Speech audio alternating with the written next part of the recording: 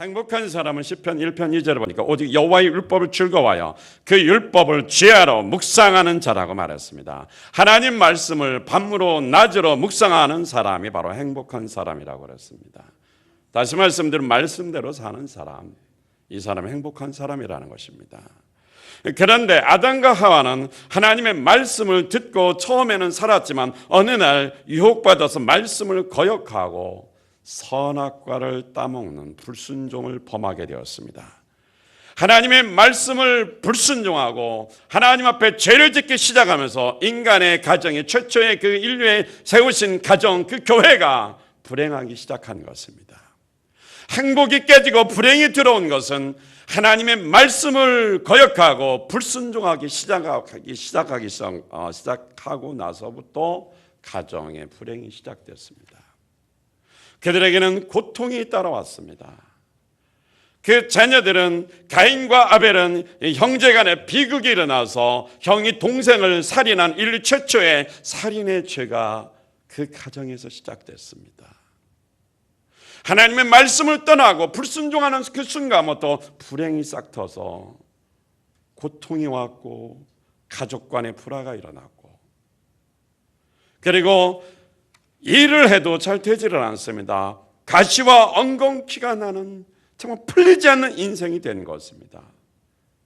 유리방황하는 신세가 되었죠. 바로 인류의 가정이 행복하기를 원해서 하나님이 만드셨는데 그 행복이 깨져버린 것은 죄 때문입니다. 불순종 때문이었습니다. 그래서 불행이 닥쳐오게 되었습니다. 그러면 이 불행을 떨쳐버리고 행복한 가정, 행복한 아버지, 행복한 어머니, 행복한 자녀가 되려면 우리는 어떻게 해야 될까요? 첫째는 하나님을 경외해야 행복할 수 있습니다. 행복한 가정이 되려면 하나님께서 집을 세워줘야 됩니다. 인간이 아무리 노력하고 행복하게 만들고 세우려고 해도 안 된다 이 말씀입니다. 시편 127편과 128편은 짝을 이루는 그러한 시편의 말씀입니다. 1절에 보니까 여호와께서 집을 세우지 아니하시면 세우는 자의 수고가 헛되며 그랬습니다. 하나님께서 집을 세워줘야 됩니다. 하나님이 세우시지 않으면 아무리 인간적으로 열심히 노력하고 행복하게 만들려고 해도 그 수고는 헛수고다 이 말씀입니다. 하나님께서 집을 세우시도록 하려면 하나님을 경외해야 합니다. 하나님만 사랑해야 됩니다. 하나님을 사랑하고 하나님을 경외하지 않고 자기 마음대로, 형편대로, 사정대로, 자기 생각대로 살면 그 집은 행복할 수가 없습니다. 아무리 노력해도 하나님이 세워주지 않기 때문에 그 모든 노력이 헛수고라 이 말씀입니다. 행복하기 싫은 가정이 어디 있습니까? 복을 싫어하는 사람이 어디 있습니까? 다 복받기 원합니다. 근데 인간적으로 그렇게 열심히 힘쓰고 애쓰고 노력하는데도 잘 안 된다 이 말씀이에요. 하나님이 세워주셔야 돼요. 할렐루야! 하나님이 세워주려면 하나님을 경외하라는 말씀이죠. 행복은 누구나 받을 자격이 있어요. 선택된 건 아니죠. 그 자격은 어떤 사람? 하나님을 경외하는 사람입니다. 오늘 시편 128편 1절 말씀 다 같이 시작! 여호와를 경외하며 그 도에 행하는 자마다 복이 있도다. 할렐루야! 오늘 말씀해 보니까 복이 있도다라는 말씀이 우리 개역성경에는 맨 앞에 나왔습니까? 맨 뒤에 나왔습니까? 맨 뒤에 나왔습니다. 그러나 원래 이 본문 말씀은 원문에 볼 때는 이 복이 있도다가 맨 앞에 나왔습니다. 복이 있다. 어떤 사람에게? 하나님을 경외하는 사람에게, 그 도를 행하는 자에게 복이 있다라는 것입니다. 굉장히 이 행복하다라는 것을 강조하고 있습니다. 복이 있다라는 것을 강조하고 있습니다. 그러니까 하나님이 세운 가정, 하나님이 세운 그 가정과 그 자녀들이 복을 받으라 이 말씀입니다. 복을 받는 것이 하나님의 뜻입니다. 행복하게 사는 것이 하나님의 뜻입니다. 그렇게 하려면 하나님을 경외하는 사람이 되라 이 말씀이에요. 하나님을 경외한다는 것은 하나님을 인격적으로 경외한다, 존중한다의 말씀입니다. 삶에 있어서도 경건하고 거룩하고 의롭게 삶을 사는 것입니다. 이것이 바로 하나님을 경외하는 사람입니다. 그리고 그 도를 행하는 사람이라고 그랬어요. 여기서 도라는 말은 길이란 말입니다. 안내하는 것이죠. 방법입니다. 어떤 방법으로 사느냐? 말씀의 방법대로 살라, 이 말씀입니다. 다시 말씀드리면 세상의 가치관, 세상의 방법이 아니라, 세상에 따른 방식이 아니라 하나님의 말씀에 따른 가치관, 하나님 말씀의 방법대로 살 때 하나님이 그 사람을 행복하게 해주신다라는 것입니다. 한마디로 뭐예요? 하나님을 사랑하는 것입니다. 할렐루야. 행복은 하나님을 사랑하고 하나님 말씀에 따라 지키며 순종하는 사람에게 주어지는 것입니다. 오늘 또 본문에서 두 번째로 보니까 하나님을 경외하는 가정, 행복한 가족으로 복을 받는데 좀 더 구체적인 축복을 말해주고 있습니다. 시편 128편 4절 말씀, 다 같이 시작. 여호와를 경외하는 자는 이같이 복을 얻으리로다. 할렐루야. 하나님을 경외하고 그 말씀의 가치관대로 순종하며 하나님을 기쁘시게 하는 사람은, 그 가정은 이와 같이 구체적으로 복을 받게 된다라는 것입니다. 2절 3절에 나왔죠. 위의 말씀을 말하는 거죠. 이같이 복을 받을 것이다 라고 아주 강조하고 있습니다. 복되다라는 말이 앞에 나온다 그랬죠. 첫째는 어떤 복을 받습니까? 하나님 은혜의 복을 받습니다. 자, 시편 128편 2절 다 같이 시작. 내가 내 손이 수고한 대로 먹을 것이라. 내가 복되고 형통하리로다. 할렐루야. 내가 수고한 대로 먹을 것이더라. 손으로 일한 대로 복을 받을 것이고 그것이 형통하게 될 것이다, 이 말씀입니다. 여기서 형통하다라는 말, 잘 된다는 말인데 세번역이라는 성경에서 보면 형통이라는 말을 이것이 은혜다 그랬어요.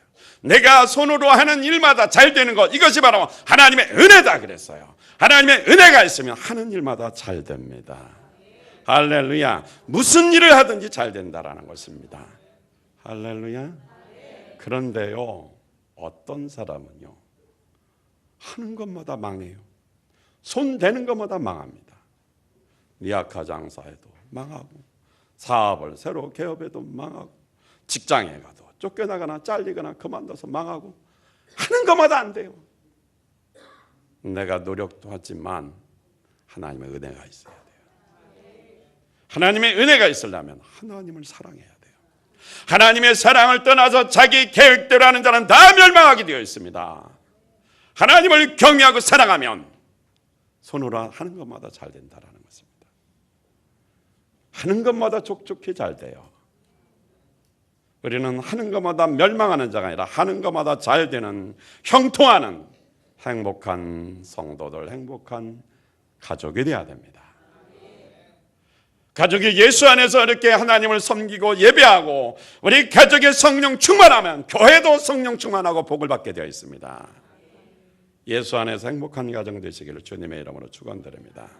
신명기 28장 8절에서도 그랬죠. 내 손으로 하는 모든 일에 복을 내리신다. 말씀에 순종하는 사람, 말씀에 순종하는 가족에게 이렇게 주신다고 하나님이 약속했습니다.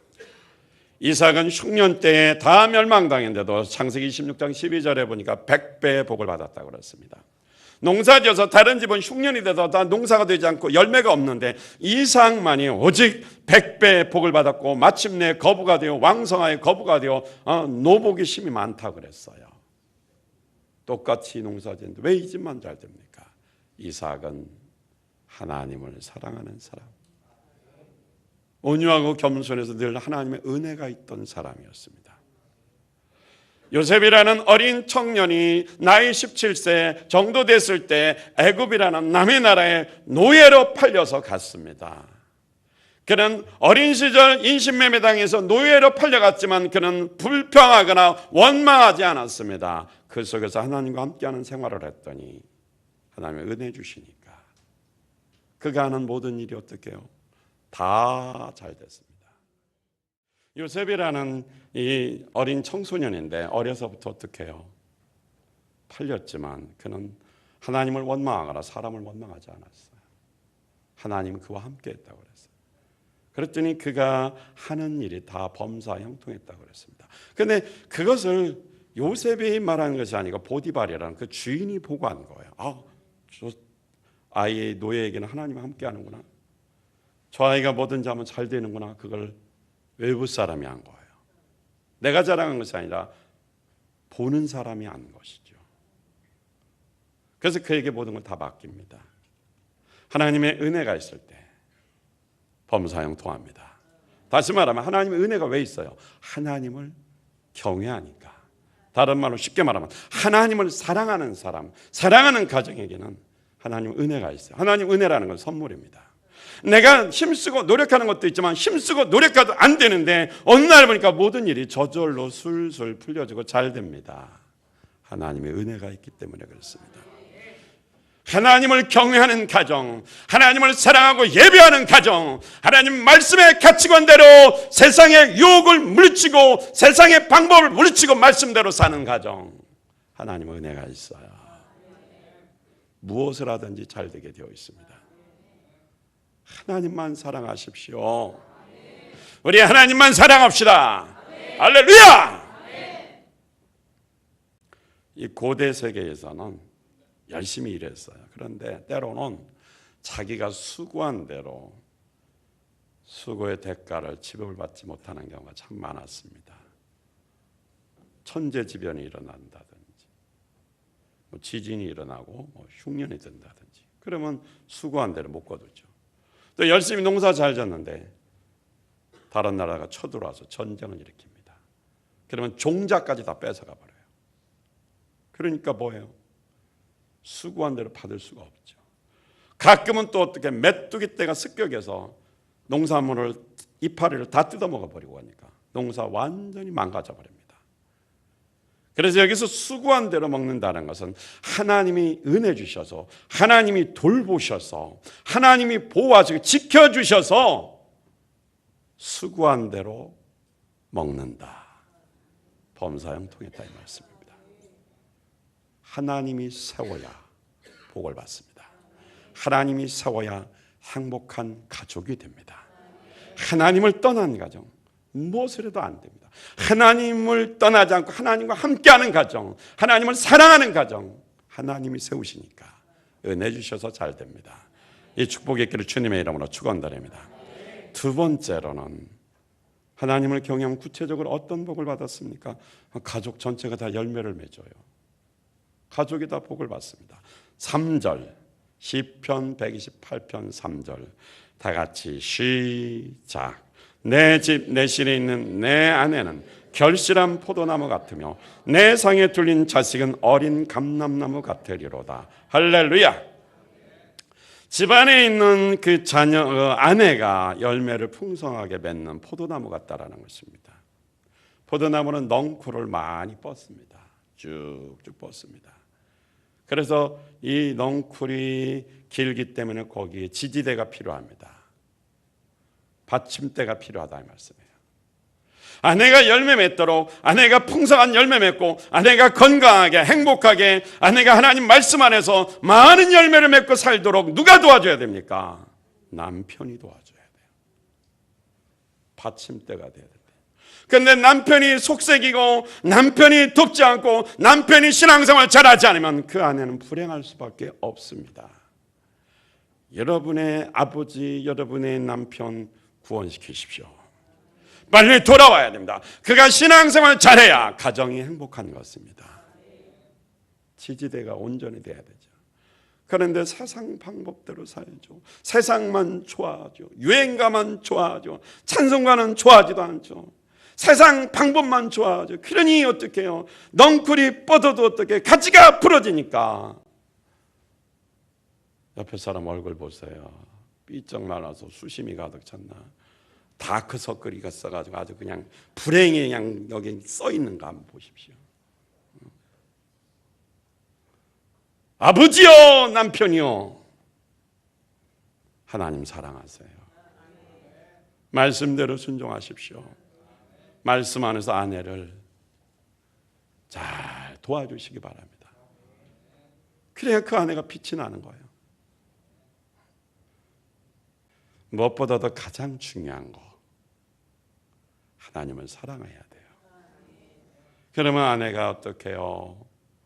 풍성한 열매를 맺으면 행복하단 말이에요. 그런데 그 얼굴에 늘 찌들어 있어요.